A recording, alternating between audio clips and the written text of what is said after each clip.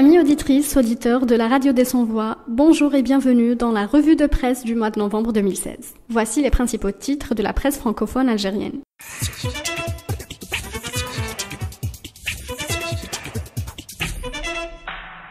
Algérie 360 degrés du 19 novembre 2016. Accusé de crime de guerre, Khaled Nezzar entendu par un juge fédéral suisse. Al-Watan du 20 novembre 2016. Droits de l'enfant, le tableau noir du réseau Nada. Liberté du 27 novembre 2016. La situation à Gardaïa est insoutenable. L'avocat des détenus, maître Salah Debbouz, tire la sonnette d'alarme. Le quotidien d'Oran du 28 novembre 2016, 70 plaintes contre des radios étrangères. TSA le 28 novembre 2016, retraite et loi de finances, le pouvoir veut étouffer la protestation. TSA du même jour, honteux et inadmissible la répression en Algérie. Tassili travail aérien, 2 millions d'euros pour recruter des fils des hauts responsables. C'était les titres de cette revue de presse. On passe aux détails juste après le jingle. C'est moi la voix. Non, c'est moi la voix. Non, c'est moi la voix. Nous sommes la voix. Nous sommes tous la voix des sans-voix.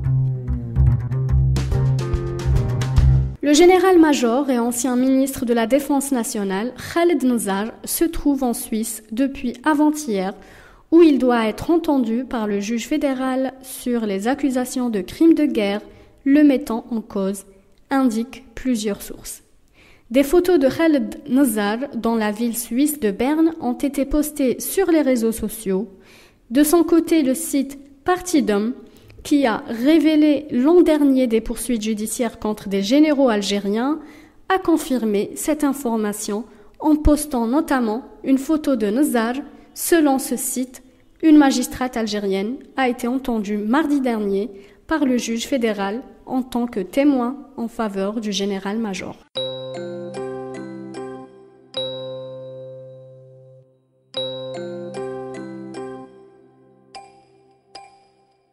Le réseau Nada dresse un tableau très négatif de la situation de l'enfance en Algérie.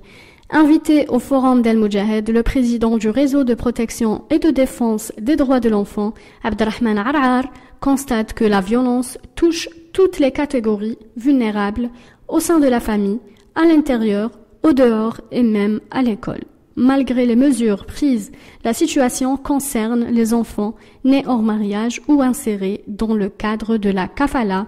La violence a atteint des seuils intolérables, s'indigne l'invité du forum organisé à la veille de la journée mondiale de défense et de promotion des droits de l'enfant, célébrée le 20 novembre de chaque année. L'Algérie a ratifié plusieurs instruments internationaux et régionaux en lien avec les droits de l'enfant, à l'instar de la Convention internationale des droits de l'enfant, CIDE, le 19 décembre 1992. Un plan national d'action, PNA, entre 2008 et 2015, en faveur des enfants est présenté au Comité international des droits de l'enfant, chargé du suivi de l'application du traité. En juillet 2015, un code de protection de l'enfant est mis en place et adopté, suivi par l'installation en juin dernier par le chef du gouvernement d'une déléguée nationale faisant sienne les réserves formulées par le CIDE en 2012. M. Arar regrette le retard dans l'application totale de la loi sur la protection de l'enfant de 2015. Malgré l'adoption de plusieurs mécanismes juridiques de protection des enfants, le réseau Nada constate la persistance de la violence contre cette catégorie vulnérable. M. Arar estime que l'Algérie accuse un retard pour atteindre les standards internationaux. Il y a la gratuité des soins, mais la qualité ne suit pas. Il n'y a pas d'hôpital spécialisé dans les soins pour les enfants qui continuent d'être soignés avec des adultes. Il y a un manque terrible de loisirs. Il y a de nouvelles cités sans équipement d'accompagnement. Si on veut régler le problème de la violence, il faut des structures de loisirs, estime le conférencier.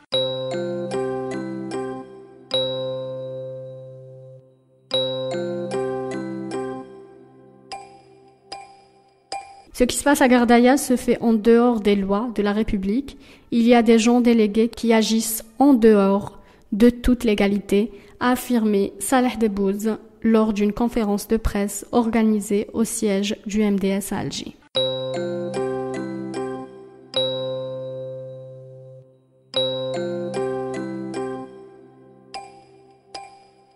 « 70 plaintes déposées contre les interférences des radios étrangères. Le directeur général de télédiffusion régionale, Chawki Sahnoun, a annoncé lors de la conférence de presse animée par le ministre de la Communication que l'Agence nationale des fréquences algériennes a déposé 70 plaintes pour interférence des radios étrangères, dont la majorité contre des radios espagnoles et très peu contre des radios italiennes. Une copie de ces plaintes a été également transmise à l'Union internationale des fréquences pour vérification sur terrain de ces infractions. Le même responsable a expliqué que le problème se pose à cause des chaînes espagnoles qui émettent sans autorisation. Des 70 plaintes déposées entre 2012 et 2015, 55% ont été traitées avec un résultat positif pour l'Algérie.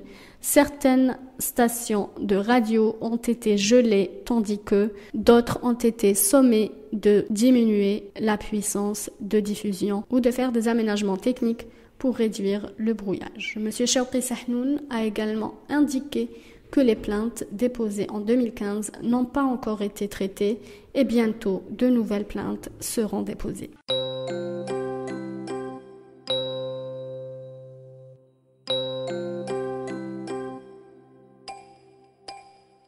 De gros moyens sont employés par le pouvoir pour faire face au mécontentement populaire grandissant.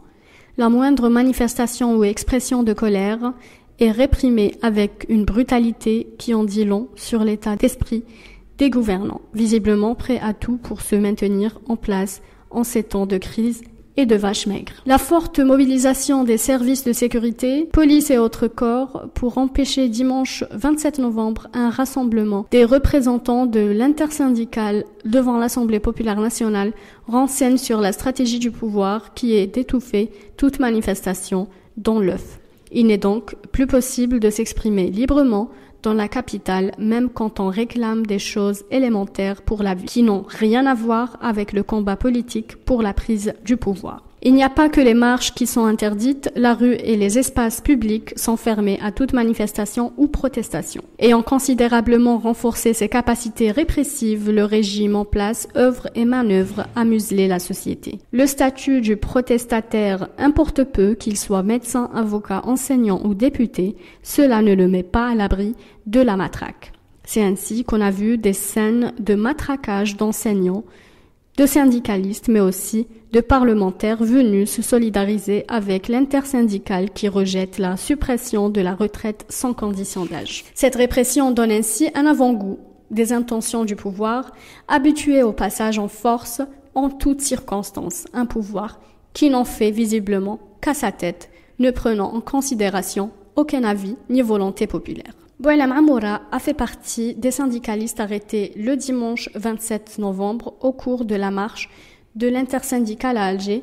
Il lance à TSA un cri contre le dépassement qu'ont connu les manifestations au cours de cette journée. Le SATEF, partie prenante de l'intersyndicale et membre actif dans la journée de protestation organisée à Alger le 27 novembre, tient à dénoncer d'une façon la plus énergique la répression sauvage dont ont été victimes les manifestants qui sont venus exprimer pacifiquement leur mécontentement contre la loi sur la retraite, le code de travail et pour défendre le pouvoir d'achat. M. Amoura ajoute que la répression féroce et sauvage à l'encontre de leurs militants et de tous les travailleurs est inadmissible et démontre de la panique dont est pris ce pouvoir qui excelle dans la génie du mal et de la répression. Des enseignantes, des médecins et des enseignants, des Algériens de tous les secteurs ont été tabassés et embarqués pour des destinations inconnues. Les syndicats autonomes ont brisé le mur de la peur en ce mois de novembre, symbole d'une révolution grandiose, et ils sont déterminés à continuer le combat pour défendre les intérêts des travailleurs.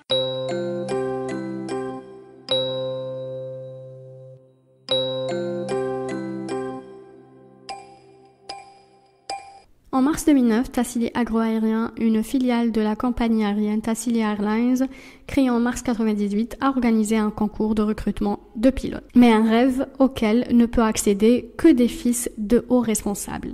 C'est du moins ce que dénonce un ancien cadre dirigeant de Tassili Agroaérien qui s'appelle aujourd'hui Tassili Travail Aérien. Cet ancien cadre est le docteur Hassain Kourdourli. Il est évaluateur médical et expert judiciaire agréé par l'autorité de l'aviation civile et de la météorologie. En mai 2011, il a été désigné comme le chef de département chargé des évacuations sanitaires et aériennes de cette compagnie en cours de création à l'époque et qui ne disposait pas encore de son permis d'exploitation. Un permis qui ne lui a été délivré par le ministre des Transports qu'en avril 2014. Hassain Kourdourli était chargé de sa compagnie de concevoir le projet d'évacuation médicale aérienne au profit du groupe Sonatrach, propriétaire de Tassili Airlines, la maison mère de Tassili Travail Aérien, mais ce projet, le docteur Kourdourli n'a jamais pu le mener jusqu'au bout.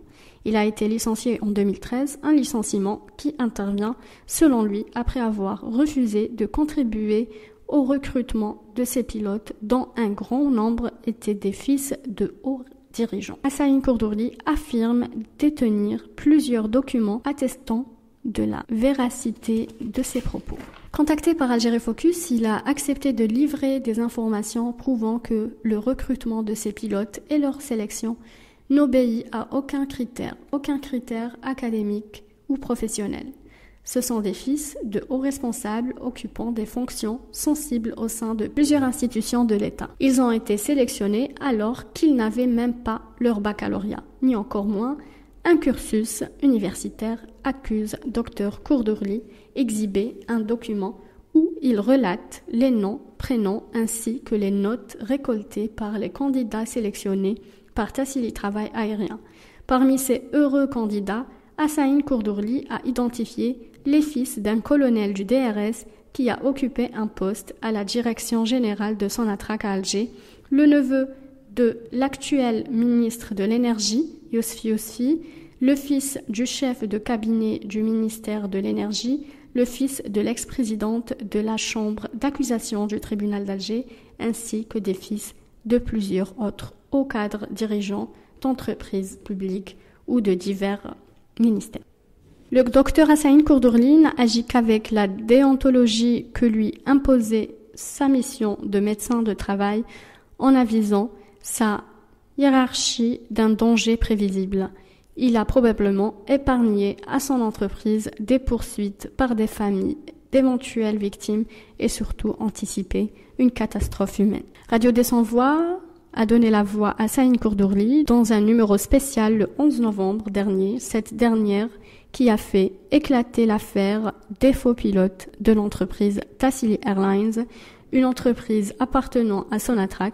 Monsieur Kourdourli cherche à travers cette émission à interpeller les instances internationales, à faire pression sur les autorités algériennes et lui permettre d'ouvrir une enquête sur cette affaire qui lui a coûté son poste de travail en 2013 et a failli lui coûter la vie par un groupe de malfaiteurs en janvier dernier. Aujourd'hui, Hassain Kourdourli, content du combat qu'il mène, car il a été innocenté ce mois de novembre par le tribunal.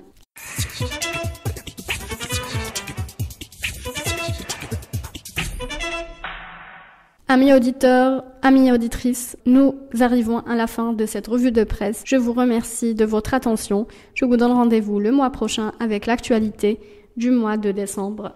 Au revoir.